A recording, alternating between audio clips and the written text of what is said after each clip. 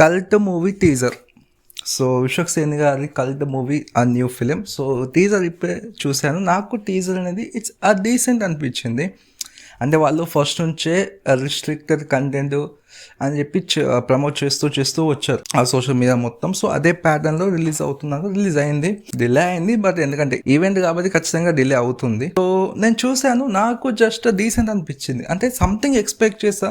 So Vishwak Sen is a director so ఈ సినిమాకి.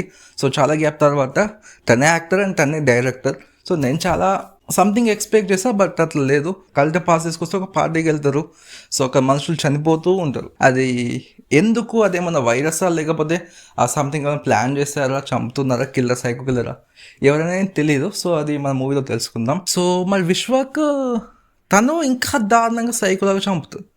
ఎందుకు ఈ కన్విన్సింగ్ అనిపించదు నాకు. జస్ట్ ఓకే డీసెంట్ ఈ పాయింట్ రివీల్ చేశారు. ఒక పార్టీకి వెళ్తే మనుషులు చనిపోతారు, ఎందుకు తెలియదు. అండ్ విశ్వక్ ఇంకా చంపుతారు, ఎవరు చంపుతారని తెలియదు. సో ఇది మనం ముందుగా రాబోయే అప్డేట్స్లో ఇంకా ట్రైలర్స్ సినిమా వచ్చినప్పుడు మాట్లాడుకుందాం. సో రిలీజ్ డేట్ మాత్రం ఏమి ఇవ్వలేదు, బట్ మోస్ట్లీ ఈ ఇయర్లో వస్తుంది. ఆల్రెడీ ఈ ఇయర్లో వస్తుంది సినిమా.